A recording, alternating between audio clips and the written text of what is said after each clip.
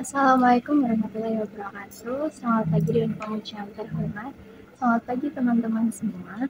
Sebelumnya perkenalkan nama saya Aziza Sulfiana Prajrin. Pada kesempatan kali ini saya ingin menjelaskan materi tentang fungsi kas kecil di UMKM.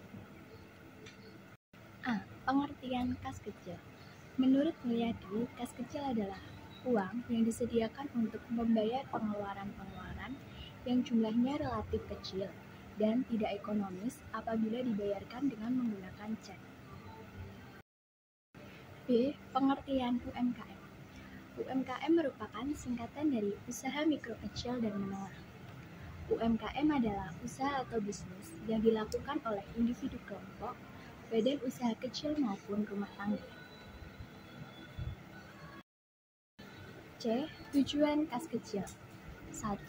Untuk menangani masalah perlengkapan atau perbekalan kantor yang dialami oleh suatu bagian di kantor. 2. Untuk meringankan beban staf, karyawan dalam memberikan pelayanan secara maksimal kepada pelanggan, juga termasuk kepada relasi bisnis pimpinan. 3. Untuk menghindari cara pembayaran yang tidak ekonomis, juga tidak praktis atas pengeluaran yang jumlahnya relatif kecil dan mendadak. 4. Untuk mempercepat aktivitas atasan yang menggunakan dana secara mendadak dan juga tidak terencana sebelumnya.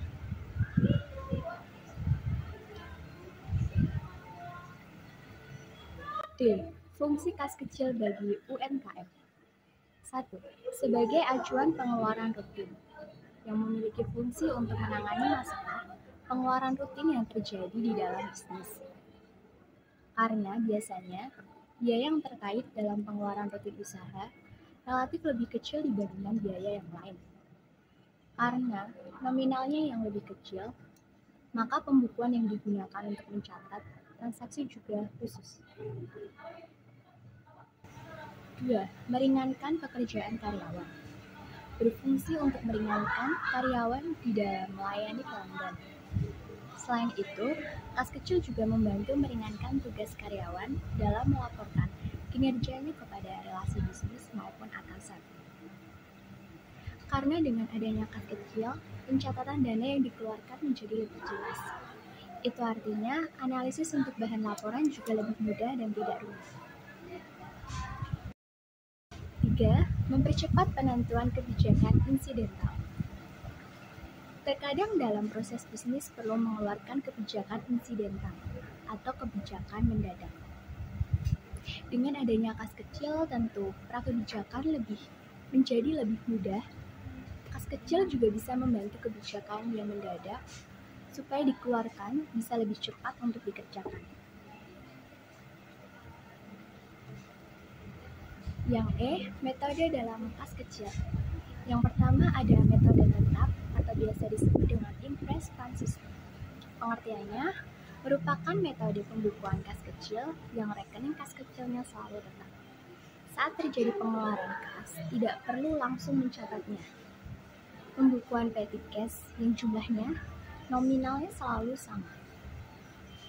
Ciri-ciri metode tetap atau impress fund system. Yang pertama, setiap penarikan dana untuk pengelolaan dengan cara ini, maka jumlahnya akan selalu sama. 2. Bukti transaksi selalu dikumpulkan oleh penanggung jawab kas tersebut. 3. Jika terjadi pergantian shift kerja menyangkut keuangan pada petty cash selalu dicatat berapa sisa kas yang ada dan untuk apa saja dana yang sudah dikeluarkan. Metode yang kedua adalah metode fluktuasi atau fluctuating fund system. Pengertiannya, metode pengisian dan pengendalian kas kecil yang jumlahnya akan selalu berubah-ubah sesuai dengan kebutuhan. Dalam metode ini, jumlah nominal kas kecil tidak ditetapkan, karena disesuaikan dengan kebutuhan. Terjadinya metode fluktuasi ini disebabkan karena adanya perbedaan antara jumlah uang pengeluaran dan uang pemasukan. Ciri-ciri dari metode berubah-ubah atau fluctuating fund system. 1. Pencatatan selalu dilakukan dalam buku yang disebut dengan jurnal, baik itu jumlah yang sudah digunakan berdasarkan bukti yang sudah terkumpul maupun yang belum digunakan, sehingga nilainya akan selalu benar. Yang kedua, kalau mengisi kembali petty cash, maka dana tersebut wajib ditulis pada buku kas tersebut. Yang ketiga, jumlah anggaran yang dicatat setiap masa transaksi akan terus berubah karena disamakan dengan berapa kebutuhan perusahaan tersebut. Yang terakhir, ada hal yang perlu diperhatikan saat melakukan pengeluaran melalui kas kecil dalam UMKM. Yang pertama, kas kecil biasanya telah ditentukan batas maksimalnya, yaitu pada satu periode tertentu. Yang kedua, harus ada bukti pengeluaran kas kecil seperti kwitansi, faktur, atau bukti lainnya. Yang ketiga, kasbon atau pinjaman karyawan tidak termasuk dalam kas kecil. Cukup sekian presentasi dari saya mengenai fungsi kas kecil bagi UMKM. Mohon maaf apabila banyak kesalahan kata. Wabillahi taufiq wal hidayah. Wassalamualaikum warahmatullahi wabarakatuh.